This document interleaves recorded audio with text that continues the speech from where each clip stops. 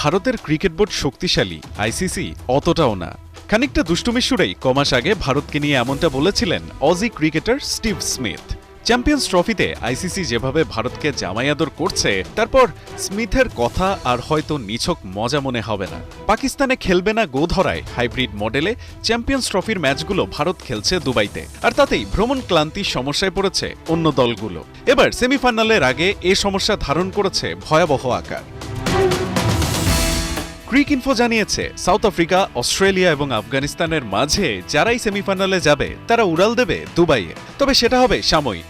একটি দলকে ভারত ও নিউজিল্যান্ড ম্যাচের পর আবার ফিরতে হবে পাকিস্তানে। ভারতের বিপক্ষে সেমির আগে প্রতিপক্ষ যেন কন্ডিশনের সাথে মানিয়ে নেওয়ার সুযোগ পায়, তার জন্যই আইসিসি নিয়েছে এমন উদ্যোগ।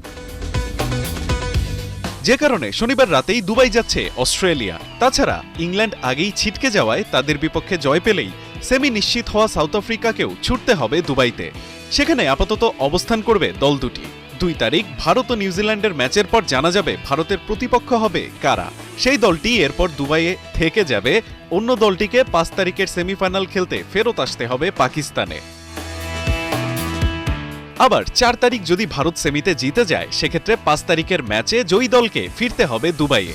9 তারিখ সেখানেই হবে ফাইনাল। আর 4 তারিখ ভারত হারলে সেই ম্যাচের জয়ী দল ধরবে পাকিস্তানের ফ্লাইট। সেক্ষেত্রে ফাইনাল হবে লাহোরের গাদ্দাফি স্টেডিয়ামে। অন্য সব দল যাওয়া আসার এমন ঝক্কিতে থাকলেও ভারত তাদের সব ম্যাচ খেলছে দুবাইতে। তাই এমন পক্ষপাতিত্বপূর্ণ ফিক্সচার দিয়ে ভারতকে বাড়তি সুবিধা দেওয়ায় আইসিসির কড়া সমালোচনা করেছেন অজি অধিনায়ক প্যাট কামিন্স থেকে নাসির হুসেইন পর্যন্ত। তবে দিন শেষে তাতে বদলাচ্ছে না কিছুই, না কমছে অন্য দলগুলোর ভোগান্তি। রায়ান আহমেদ, ৭১।